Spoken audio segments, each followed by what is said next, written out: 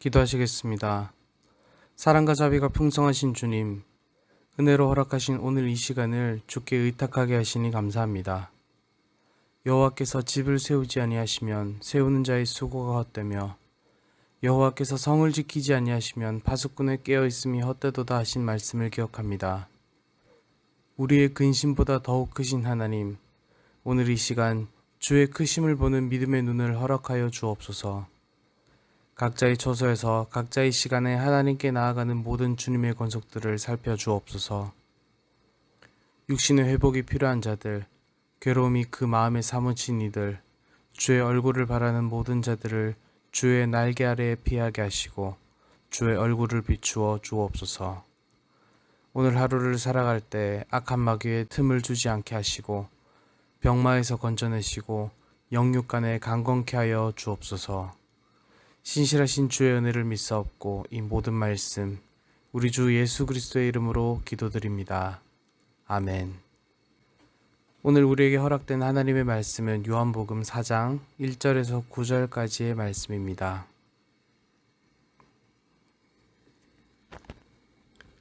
예수께서 제자를 삼고 세례를 베푸시는 것이 요한보다 많다 하는 말을 바리새인들이 들은 줄을 주께서 아신지라. 예수께서 친히 세례를 베푸신 것이 아니요 제자들이 베푼 것이라. 유대를 떠나사 다시 갈릴리로 가실새 사마리아를 통과하여야 하겠는지라. 사마리아에 있는 수가라 하는 동네에 이르시니 야곱이 그 아들 요셉에게 준 땅이 가깝고 거기 또 야곱의 우물이 있더라. 예수께서 길 가시다가 피곤하여 우물 곁에 그대로 앉으시니 때가 6시쯤 되었더라. 사마리아 여자 한 사람이 물을 기르러 왔음에 예수께서 물을 좀 달라 하시니 이는 제자들이 먹을 것을 사러 그 동네에 들어갔음이로라. 사마리아 여자가 이르되 당신은 유대인으로서 어찌하여 사마리아 여자인 나에게 물을 달라 하나이까 하니 이는 유대인이 사마리아인과 상종하지 아니함이로라. 아멘. 요한복음에 기록된 예수님의 사역의 배경은 유대 지방과 북쪽의 갈릴리입니다. 예수님은 이 두 곳을 오고 가셨습니다.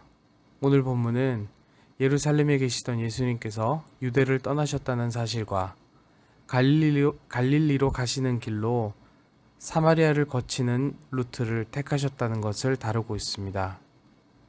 오늘 이 두 가지를 살펴보기를 원합니다. 첫째로 예수님은 왜 유다를 떠나셨습니까? 어제 우리가 살펴본 바로는 많은 사람들이 요한을 떠나서 예수님께로 몰려왔고 바리새인들은 이를 이용해서 요한과 요한의 사역을 깎아내렸습니다. 1절을 보면 예수님께서는 이를 잘 알고 계셨습니다. 예수님은 요한과 요한의 사역을 위해서 그 지역을 떠나셨던 것입니다. 물론 요한은 자기가 쇠하여지고 예수님이 드러나고 예수님이 흥하는 것을 기쁨으로 삼았던 사람이기 때문에 예수님이 무슨 선택을 하시든 어디에 머무시든 상관하지 않았을 것입니다. 예수님도 굳이 발걸음을 옮기실 필요가 없으셨을 텐데 예수님은 요한을 위해서 발걸음을 옮기셨습니다. 그리고 메시아로서 자신이 해야 할 일을 위해서 발걸음을 옮기셨습니다. 오늘 이 본문을 보면 이 유대 지역에서 갈릴리로 가는 길에 이 사마리아가 있다 하는 말이 나옵니다. 예수님은 여기를 지나고자 하십니다. 4절을 보면은 통과하여야겠다 이 말이 나옵니다. 그런데 여기서 쓰인 이 해야만 한다라는 단어가 예수님이 메시아로서 반드시 해야만 하시는 일과 관련되어서 요한복음 곳곳에 쓰여졌습니다. 즉 예수님께서는 메시아로서 하셔야 하는 일 때문에 움직이셨다는 것입니다. 두 번째입니다. 왜 예수님께서는 굳이 사마리아로 가시는가입니다. 역사가 요세푸스의 기록에 의하면 사마리아를 통하는 길로 다니면 예루살렘과 갈릴리를 오가는 시간은 3일이면 충분했다라고 합니다. 그래서 급한 일정이 있는 사람들은 이 사마리아를 오고 가는 길로 다녔다고 합니다. 예수님의 일행도 사마리아를 통해서 갈릴리로 가고 있습니다. 그러나 요한복음 4장 뒷부분에 보면 예수님께서 사마리아 사람들의 간청을 따라서 이틀을 머물다 가신 것을 보게 됩니다. 이것을 보면 예수님께서 급하게 가셔야 되기 때문에 사마리아를 지나친 것이 아니다 하는 것을 알 수 있습니다. 예수님께서 왜 사마리아를 거친 길을 통해서 갈릴리로 가셔야 했는지 살펴보도록 하겠습니다. 계속해서 본문을 보시면 예수님은 사마리아에 있는 수가라는 동네에 도착하셨습니다. 예수님은 피곤하셔가지고 우물가에 앉으셨습니다. 6절에 보면 6시라고 하는데 이것은 정오를 의미합니다. 즉 햇볕이 매우 무더운 시간이라는 거죠. 지칠 법한 날씨가 맞습니다. 그런데 이때 어떤 여자가 물을 기르러 옵니다. 특이한 것은 일반적으로 물을 길러오는 시간이 아닌데 왔다는 것이죠. 그 당시 여인들은 선선한 때에 물이 지어서 우물에 오는 게 일반적이었는데 아무도 안 오는 시간대에 그것도 혼자서 우물가에 왔다라는 건 그녀가 사람들을 마주치기를 원하지 않았던 것을 반증해 줍니다. 그런데 이 여인에게 예수님께서는 지금 물을 달라고 하십니다. 그런데 이 여자가 보기에 예수님은 유대인이었습니다. 하필 사람을 피해서 이 시간에 혼자 왔는데 거기서 만난 사람이 상종도 하지 않는 집단의 사람이었던 것이죠. 종합하면 예수님께서는 그렇게 바쁘신 일정이 있으신 것도 아니고 예수님을 흠잡기 원하는 안티들에게 기사거리를 주실 필요도 없었습니다. 그런데 예수님은 구태여 유대인으로 환영받지 못할 사마리아로 지나가셨다는 겁니다. 왜요? 그 누구도 사람을 마주치기를 원하지 않는 이름 모를 한 여인을 위해서입니다. 목마른 채 살아가지만 진정 무엇을 마셔야 하는지 모르는 가여운 한 여인을 위해서 예수님께서는 사마리아로 오셨던 것이죠. 예수님께서는 이 여인을 살리기 위해서 모든 어려움과 장벽을 뛰어넘으시는 파격을 보이셨던 겁니다. 오늘 본문에 나타난 예수님의 행보와 그 이유를 통해서 오늘 우리가 알 수 있는 것은 무엇입니까? 예수님께서 사람들이 이해관계나 생각 때문에 움직이시는 분이 아니라 바로 하나님의 아들이시기 때문에 하나님의 아들로서 움직이신다는 겁니다. 즉, 구원자로서 움직이신다는 것이죠. 사랑하는 여러분, 우리 주님이 가시는 곳에 생명이 있습니다. 구원이 일어납니다. 고침을 받습니다. 어둠이 물러갑니다.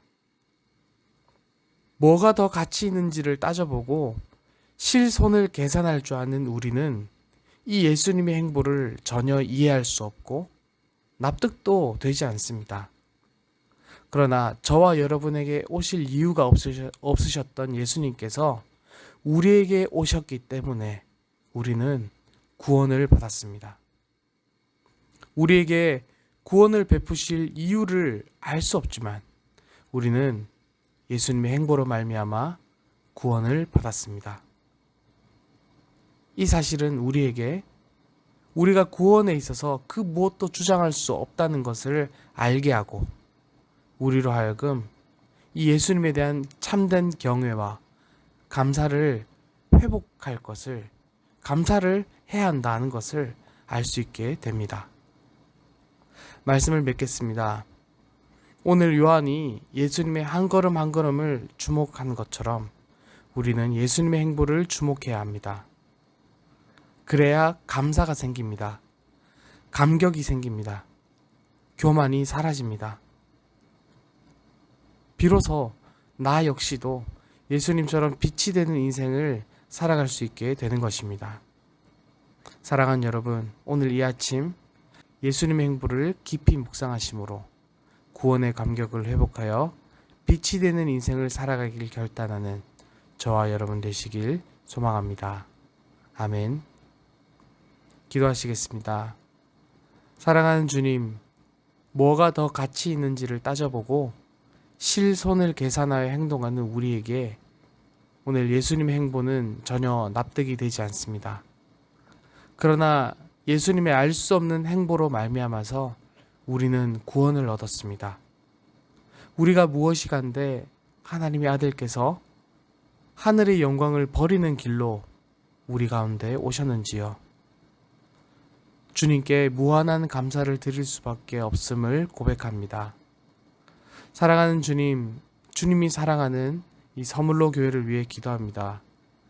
부디 우리 교회가 이 땅에 다시 오겠다고 하신 예수님의 말씀을 기억하며 주님이 오실 길을 예비하고 주님이 오심을 참으로 바라며 기뻐하는 교회 되길 간절히 소원합니다.